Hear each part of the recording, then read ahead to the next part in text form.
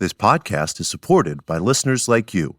We're grateful for your tax-deductible donation at newthoughtphilly.org or the link in the episode description. A practical prayer is a prayer that works. These discussions between Reverend Bill Marcioni and Carol Lawrence dive into the details of how it works and how to work it. Reverend Bill is a New Thought minister and the author of Practical Prayer for Real Results. Your new life begins with a new thought. Carol Lawrence is on a spiritual quest, finding the New Thought teaching after decades on the pulpit in 3 different traditional denominations. I've got some questions. Together, they're exploring the philosophy and activities that come together from many of the world's religions to create the practical spirituality that is New Thought.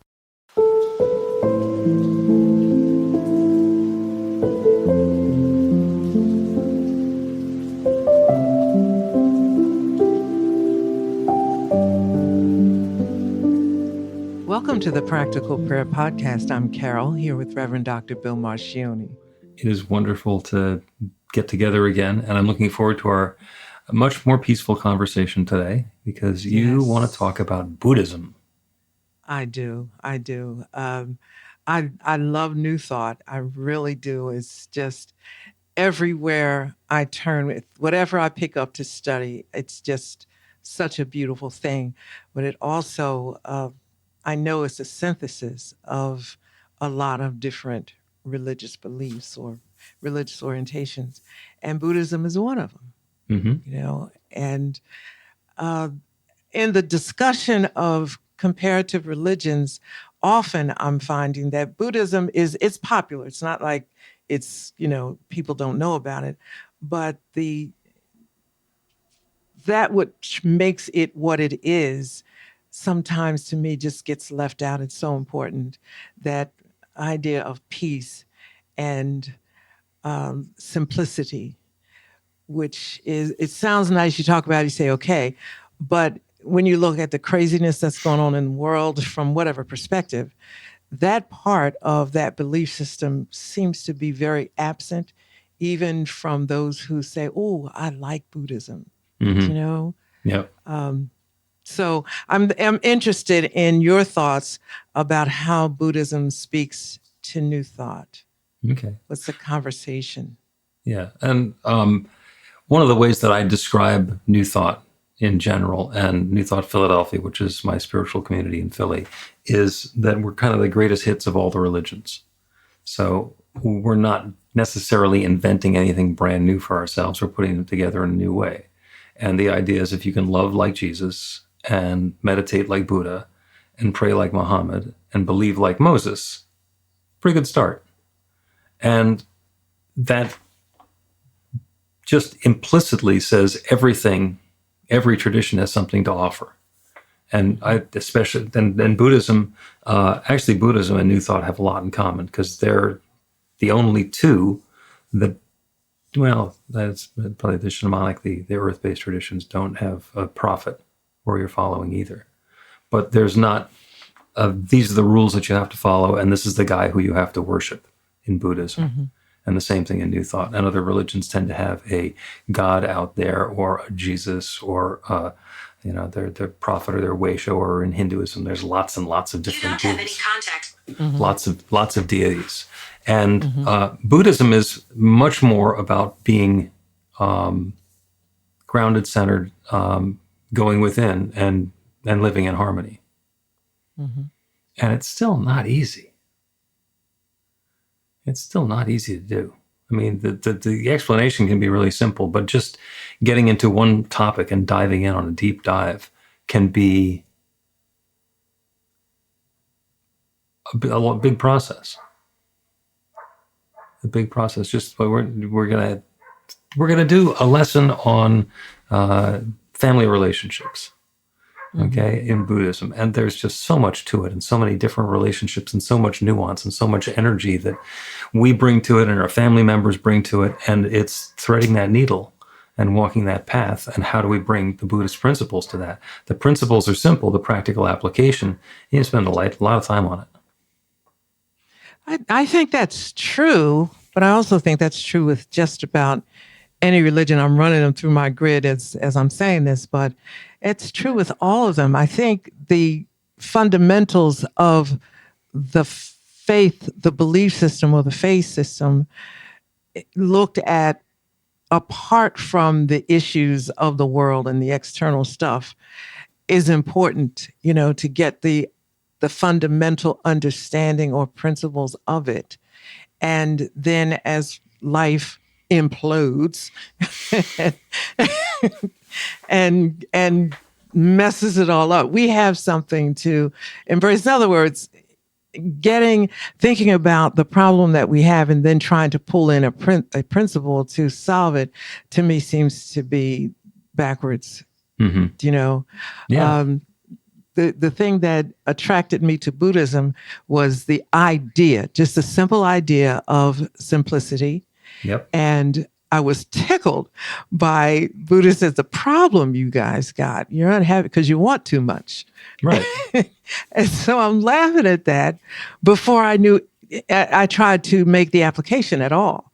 And this is years ago. And he said, and so it comes back to me at times when I'm feeling a sense of frustration. I'm thinking, okay, now, is this because you want too much? It's just there. It's just a thought that quickly. Is this because you want too much?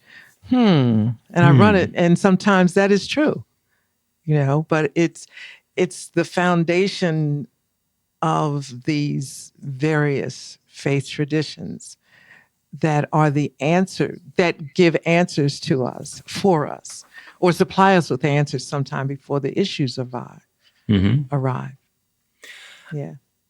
One of my favorite concepts from Buddhism is that pain is inevitable, but suffering is optional. And, part of me wants to push back and say, pain's not inevitable. I don't have to have pain. But then again, in my Western mind, it's like I'm going to go to the gym and work out and get myself healthy. And it's like no pain, no gain. Well, I can't have both of those and say pain is okay here, but it's not okay there. And to me, that gives me some space to change to the topic of, well, what is suffering? And it's exactly what you were talking about. It's about having one experience, but wanting a different experience. And the Buddhists can summarize, you want too much. Okay, this is we're living the life that we're living. And if we want it to be different than it is, we can strive, we can work, we can put our energy and attention and intention into creating a different experience of life. But if we suffer all the way through until that new experience comes along, what have we gained? Exactly. I was, as you were speaking, I was thinking about some going through the issues that I'm going through with space. I have a 3-bedroom condo. It's it's beautiful, and who would want more space, right? Except for me, who has, it's the whole thing was built for women that have 2 dresses, 1 pair of shoes. And that is not the case here, right? So I have 2 garages, but one of the garages is not used for what its purpose. It's my excess. So I said, okay, and I'm frustrated. And I've been here maybe almost 8 years now. And I started asking myself, okay, Carol, you want too much? So how about we look around before I get all stressed out or continue in my stressed outness? How about we take a break here and see if you want too much, based on, like, if you get rid of some things and change some things around, do that first, right? And then see if you still want what you say you want. And it just, I'm not saying that it's going to be the answer to everything, but it's better than the struggle of doing nothing but complaining, and suffering. Like, what about my suffering can I relieve?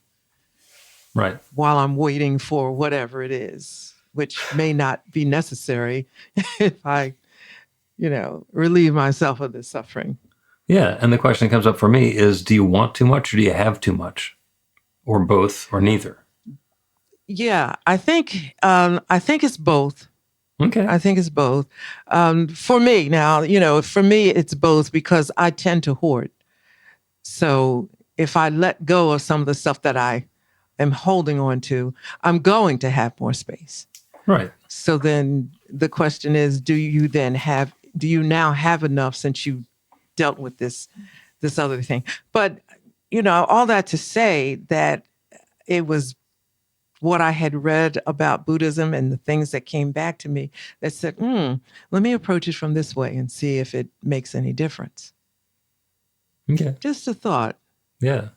Well, I mean, there's the whole decluttering process that Marie Kondo made very popular, which is where you don't say, let me go clear out this room.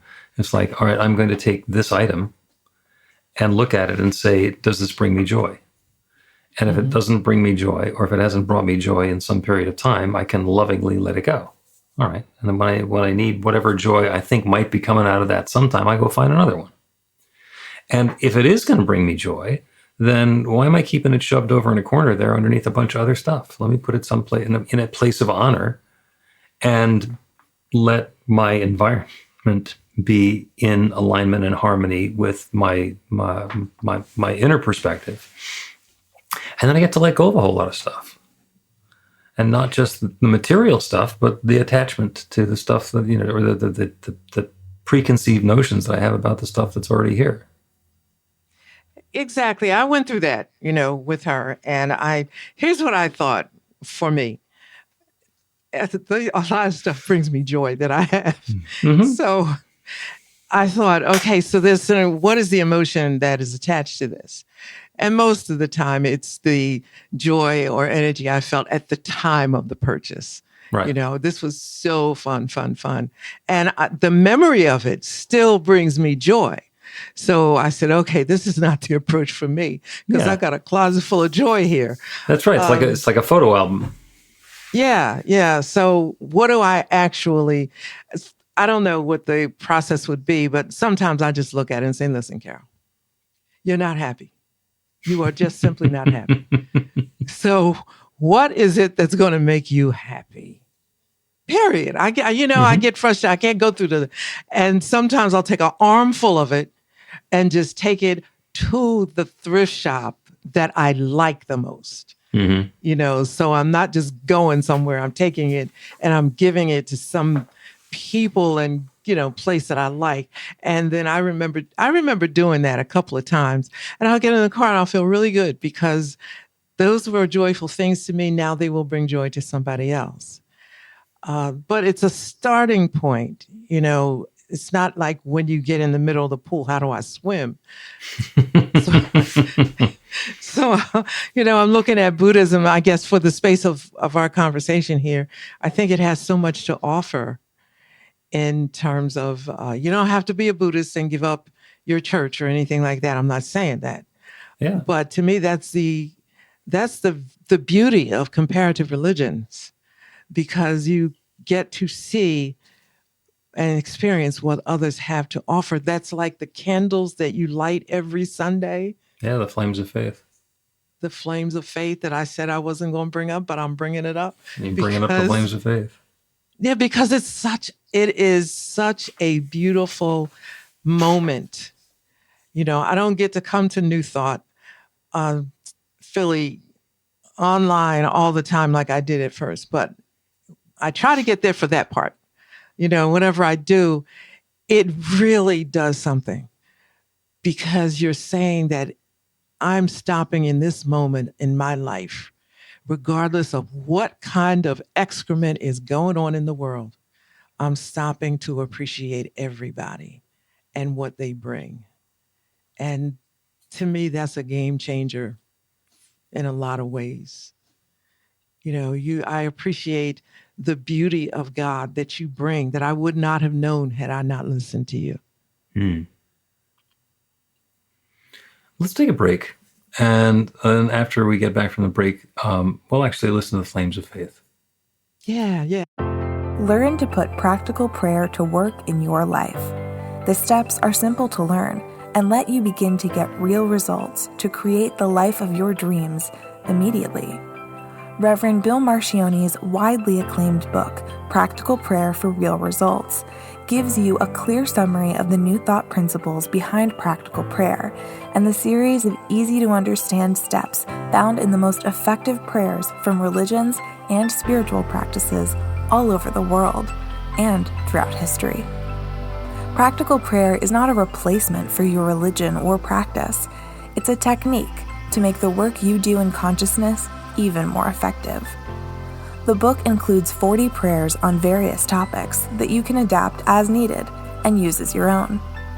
Practical Prayer for Real Results is available in paperback, Kindle, and audiobook on Amazon or at b-the-light.com.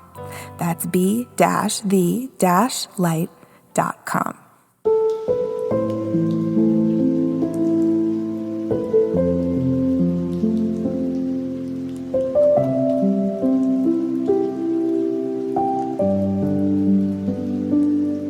Welcome back to the Practical Prayer Podcast. I'm Carol here with Reverend Dr. Bill Marcione.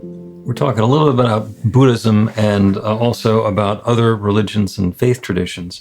And so we're going to light the flames of faith, which is something that we do every Sunday morning at New Thought Philadelphia. And this was actually created dozens of years ago by Reverend Gene Sweet, who kind of got it in a download. And just to be a little intellectual, the flames are lit in chronological order of when these traditions began. We perform this ceremony to acknowledge that all people and all faiths come from the one power, love, intelligence, which we call spirit or God. We honor the richness that comes from our shared diversity and bless the interwoven energy of the divine feminine and masculine. We light the first candle for the Tao, honoring the universal path of harmony and equilibrium, the natural way. We light the second candle for the earth-based traditions, honoring the beliefs and practices of all indigenous people, the way of primal spirituality. We light the third candle for Hinduism, honoring the path of knowledge, action, and devotion. We light the fourth candle for Judaism, honoring the ethical path of living by sacred law. We light the fifth candle for all forms of Buddhism, honoring the Four Noble Truths and the path of compassion. We light the sixth candle for all forms of Christianity, honoring the Christ consciousness as the path of love. We light the seventh candle for all forms of Islam, honoring the path of submission to the will of God as the highest calling. We light the eighth candle for the universalistic religion of Baha'i, honoring the path of unity and peace. We light the ninth candle for all forms of New Thought, honoring the metaphysical path of mental healing through the practice of universal spiritual principles. As we light the healing candle, please put silently into the light the names of anyone or any place you wish to have experienced the healing flame of God's eternal love.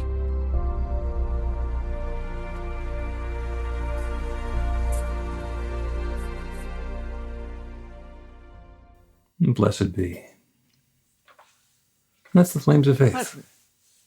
But what a beautiful reminder of who we are and what we, or who we say we are, and if you can only relate to maybe two or three, because, it's a lot. People don't know all of those faiths, but to know that, there's one I don't know about, let me find out about that. But this is who we are, throughout the thread that comes throughout eternity. This is all of us. And when you think about the oneness of that, or the wonder of that, that brings you to that place of unity and oneness in your thoughts. I just, for the life of me, cannot see how there is room for hate just in that ritual. In the space of that, how can there be?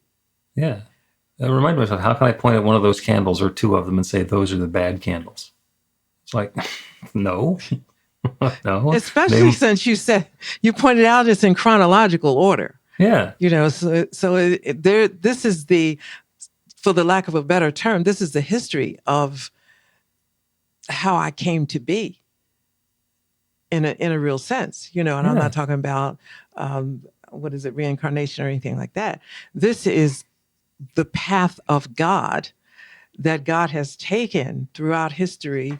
And here I am, I happen to enter in at this point, but I still have the freedom to visit or stay with any other that I desire. It's just so amazing. Yeah. And I like watching through that progression and realizing that there are multiple deities in the religions up until Judaism, which was the first one that said there's one God. And then Christianity was based on Judaism. I mean, they share a testament. and then Islam came along and said, all that scripture is perfectly good, and that all the other stuff is true as well. And how do we cultivate that richness and build upon it? And the people who invented the religions knew this. And their followers sometimes have forgotten.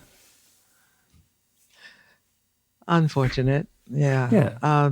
There's so much division because this is my candle and that's your candle. And this is, hello. They're all lit by a flame, which is identical. There's just no getting around the oneness of this all, But don't let me go down that road, because you can. I'll take you down. I've been involved periodically over the last 5 or 6 years with a group called Interfaith Philadelphia, and a friend of mine is an interfaith. Actually, it's a couple. They run an interfaith community in Southern California, and getting into interfaith is kind of like getting into the broader New Thought organizations. Like there's the Centers for Spiritual Living over here, and there's Unity over there. There's a Universal Foundation for Better Living and Divine Science, and there's a lot of different ones. And if you only know about one of them, you think the other ones are different. And as soon as you start learning something about two of them, you start finding the common threads. It's like, oh, well, this is exactly like that, except, this thing. There's some key differences between Judaism and Christianity, and a couple of key differences between what Judaism was teaching and what Jesus claimed that later turned into Christianity, where other stuff got added onto it as well. Well, that's a big melting pot of interesting stuff, because it depends on who's telling the story. From a perspective of Judaism, it is not a shared, religion. What are you guys doing here? Like trying to latch on to our stuff. That's right. Yeah. No, we think the Messiah is still coming. Yeah, and that's difference of opinion. So, and oh goodness, we could do a whole thing on this one. But then I'm thinking at times we have such audacity to have attached ourselves to this and demand, and then try to claim it so based on a portion of scripture that doesn't even reside in their sacred text. What? You know what I mean? So I'm not mad at anybody. What I'm doing is understanding the tension between the two and saying, and I get it. I can see this. Is there a way that we can work this out? But trust me, I see you're upset. The things that we can manage to argue about, that we have no idea about. I'm convinced that I am right. And that's fine. That is perfect. That's where faith lives. And in every spiritual practice and in every religion, faith is the cornerstone. Faith is the belief in things unseen. But for me to sit in my faith and get to the point where I'm believing in something unseen and then insisting that somebody else believe the same thing, even though I haven't seen it and they haven't seen it, instead of the unseen thing that they're having faith in, it's just like that's having a fight where there's nothing to fight about. Is it our ego that needs to be right regardless of the facts? Even though the facts may be this, that we don't have all the information. That's a fact. Mm-hmm. Maybe that's all we've got. So does the tension there mean that no matter what we have, what I have is it? It's an ego thing. It's not a God thing based on any kind of facts or truths or half-truths. Right. And, as a couple of ministers who spent a fair amount of time preaching and ministering and pastoring to people, I will say with some self-awareness that we invite people to let us be their sounding board, their source, their avenue of truth. And it gets scary, dangerous, uncomfortable when the person who is telling us what to believe and what to do and how to live a proper life in a way that will be uplifting in their spiritual life and in the eyes of God. When we give our power to somebody else, then they might use it for some other things that will help them. Of course. Of course. But keeping sight of those things, I understand that we're spiritual beings having a human experience. I get it. But it's not losing sight of the humanity that we have become.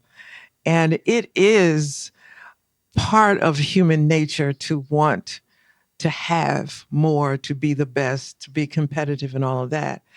And how do you put a check and balance on that? And I think when you exclude other religions, other faith traditions, and so forth, it becomes much easier for you to wrap this power thing around your ego, and you become the it, because it's whoever has the loudest voice, who's the most charismatic, all of that is the winner. Really? Right. Yeah. Is anybody, No, that's not so much applicable to a spiritual life as it is to like professional wrestling. It works in professional wrestling, loud and brash and attracting a lot of attention, and it doesn't matter what's behind it because it's all about the show. But for our spiritual lives, it's not about the show. It's about what happens internally. And there is such a willingness for people to say, okay, it seems like it's going to be a lot of work for me to sort out my own morality and decide what's okay and what's not okay. So I'm going to let somebody else do that spiritual work for me and just do what they say. I'm going to job it out and then follow along. And on the one hand, it's easier. And especially if there are some convenient ways like, oh, if you didn't get what you were praying for, it's because God didn't want you to have it. Rather than, oh, well, yeah, there's something that's going on inside of you and you need to work on it. And I can't do it for you. I can help you, but I can't do it for you. People go, no, I don't have the time or the nerve or the courage to do that. Because, if I turn over those rocks in my subconscious, who knows what I'm going to find? Just let me leave them there and you do a prayer for me and I'll continue doing what I've been doing and hope that you're going to get me a different result. And you've seen that. Of course. Now, I have an approach to this that is rather unconventional. I'm sure. I was never very popular, but it is a non-negotiable for me. We will work through this together.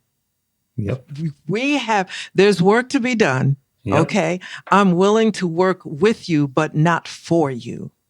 Now, that puts the onus, that puts a lot of responsibility on the leadership to take an unpopular position. Because people want you to tell them, okay, I'm not your girl.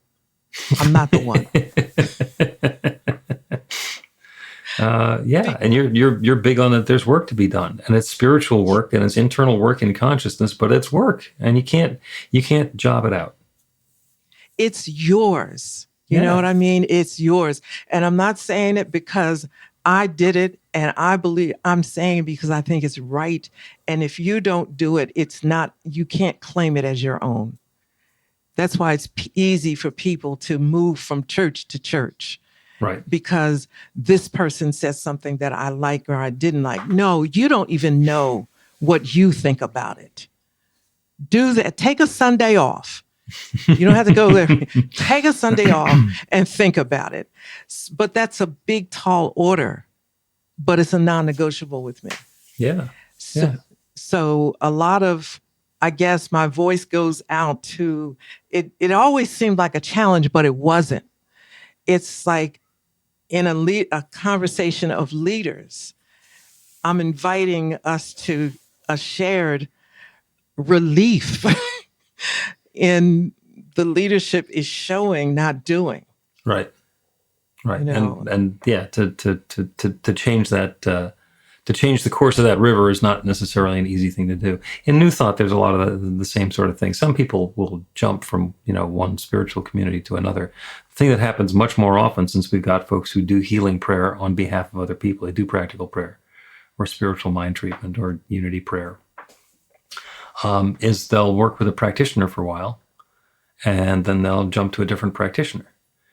And what happens when they do that is they get to start the story over again. Oh, let me tell you this tale of woe, and I can tell you what it is that I want to have in my life. And then, it's like, so I've set up this plateau that I'm on. Then the practitioner works with them for a while and keeps on pushing them closer and closer and closer to their edge. And it's like, okay, there's a cliff. You need to take a leap of faith now. And instead of taking the leap of faith, they go find somebody else and they start talking about their plateau again. and I understand, but there's no leap in there if you're going to dodge the work. No, it's, as you were saying, you take them. I'm saying, look, let's walk up to the edge. This is it. You see that? That's what it is over there. So now you can do it any way you want, back or forward, but this is the edge. And I don't claim all of us have a different approach to it. Some have a softer approach, but I think that when we're selfish by nature, and I'm using that word for the lack of a better, another one, because we don't have a lot of time forever, but we're selfish. So let's be selfish and do the best for ourselves that we can. And that's starting here. Mm-hmm. You don't really want my life. You want your life. I can tell you what happened with me, but you don't want my tears. Trust me. Right. You have your own. So start with you and stay with you. It's for you. It's your benefit. And it's fun. It'll be more fun. It's no fun for you living my life. Yeah. Interesting story, because I do healing prayer sessions with people. And folks will say, oh, can I buy a package? It's like, well, yeah, you can, but you better want well visits. Because if you're coming to me and you have an issue and a problem and something that you want to deal with, it's poverty, it's loneliness, it's lack of a job, it's, whatever it is, don't book 3 sessions with me, because when you do that, what you're saying is you don't think the first 2 are going to work. And the other thing that's happened is, people have done like the well visit package, and they come in, and after the 3rd visit, they're not showing up anymore because there's been a transformation in their life. It's like, oh, I'm onto something completely different here. And that lifts me up, and it's wonderful. And it was also not lost on me that this is exactly the opposite way that a therapist works. The therapist is like, okay, somebody's going to come in, we're going to start talking about their story. I've got, once a week meetings for 7 years, and, it becomes an annuity. And for me, it doesn't work that way. No, lightning will not strike the same place twice. The same place is not there the second time.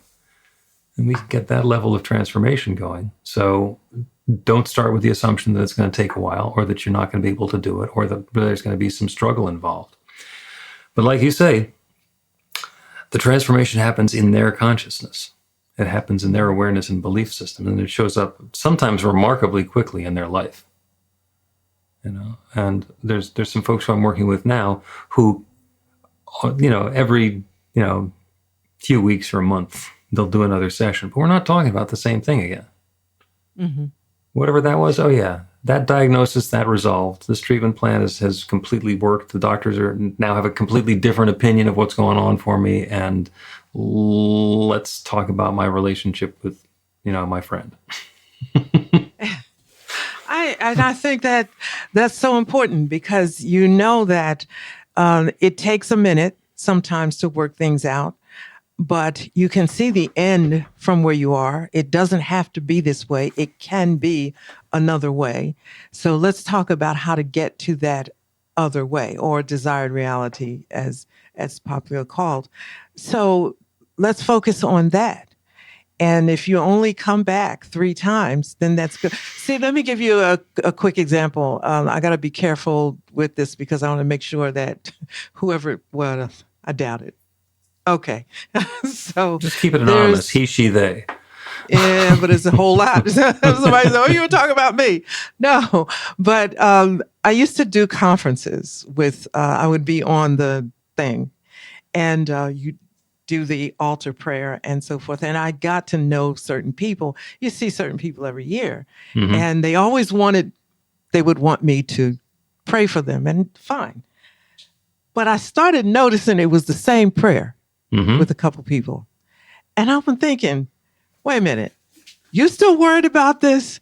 So then I started worrying about my lack of warm fuzzies, because maybe it's me. I don't have enough warm fuzzies, because we don't need to be talking about, this is about the 3rd year in a row.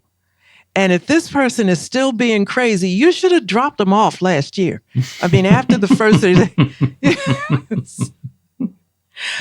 I'll leave it. All right. But again, it's taking responsibility for the new life, the newness that you want. Yeah. I might have told you this story before about my late friend, Dr. J. Scott Neal, who was speaking on the platform at the big annual religious science conference at Asilomar out in Monterey, California. And he's in a big meeting hall. He says, show of hands, how many of you are practitioners? And a whole bunch of people raise their hands. He says, how many have been praying for the same thing for 20 years? And a whole bunch of hands go. He says, stop it. It's not working. Pray for something different. That's exactly right. That's exactly right. And he was pretty prominent in the movement. And being scolded from the platform by Dr. J. Scott Neal was noteworthy. It was noteworthy. Let's. Yeah, that's because it's true. Stop it. You're wasting your time. You're not going to change anything, then just stop it. Let's take another break, and we will do a prayer based on 3 of the most powerful little words that I can imagine.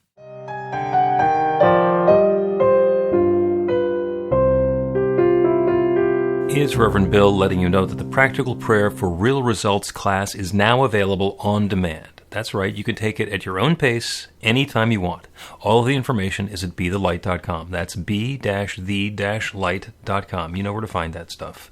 The class is 5 lessons, broken down into 18 modules, and you can take them at whatever pace is comfortable for you. As you work through the process, it starts out with the theory, goes into the practice, there are experiential activities and exercises, and at the end of the program, you will wind up with an understanding of how practical prayer works, and a practical prayer for yourself that will work to create transformation in your life. And as you know, it works for everything.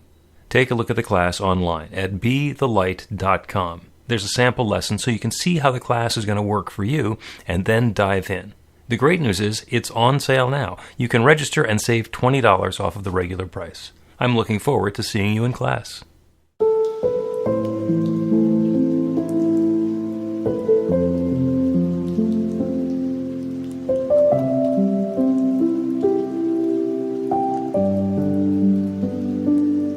Welcome back to the Practical Prayer Podcast. I'm Carol, here with Reverend Dr. Bill Marcioni.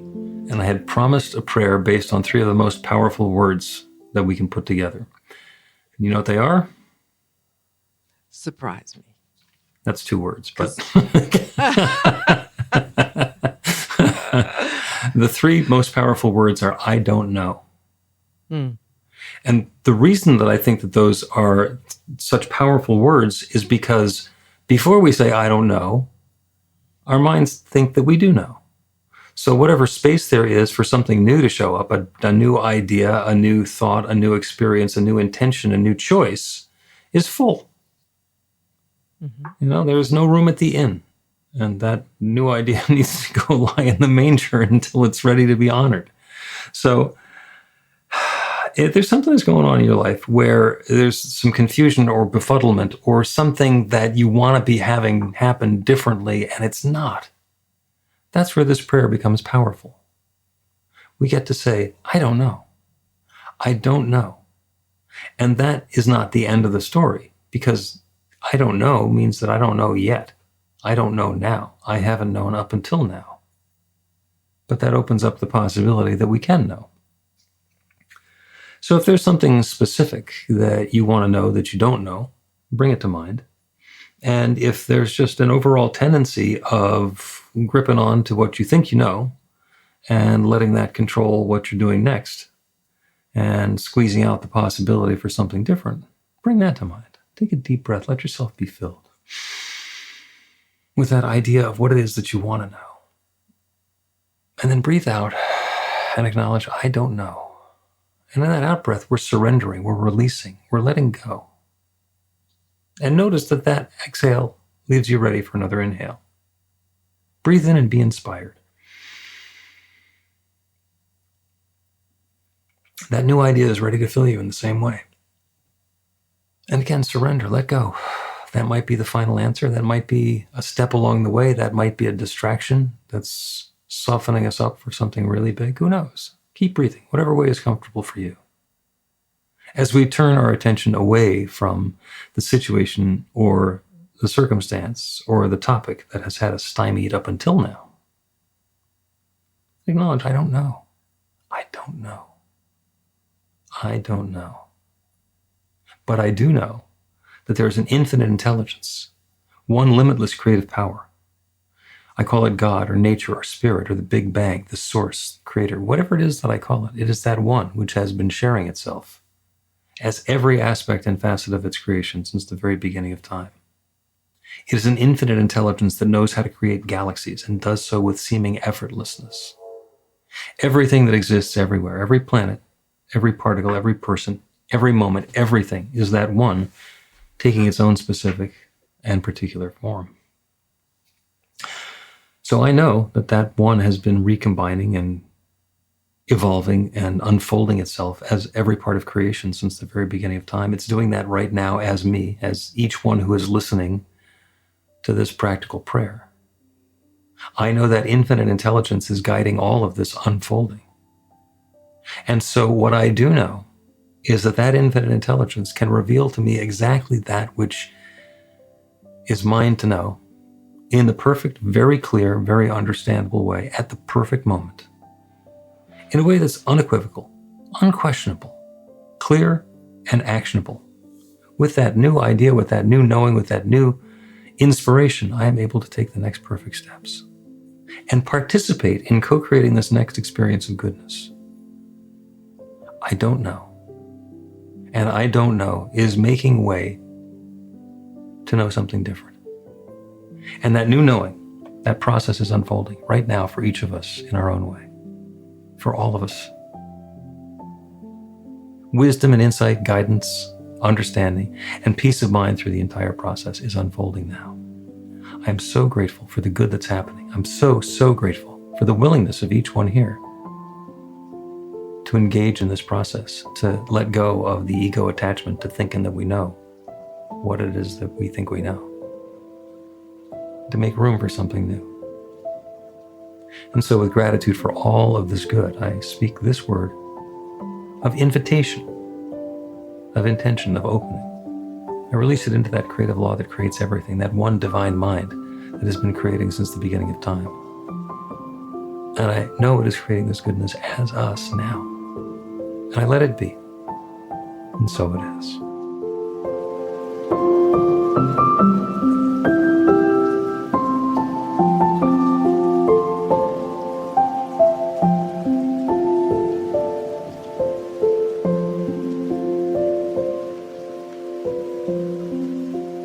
The Practical Prayer Podcast with Reverend Bill Marcioni and Carol Lawrence is a production of BeTheLight.com, be-the-light.com, where you can find more information about practical prayer for real results. Our theme is by Music of Wisdom.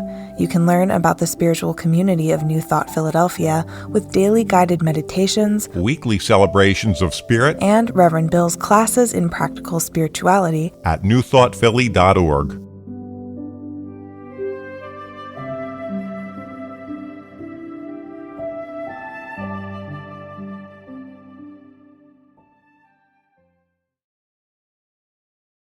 This podcast is supported by listeners like you.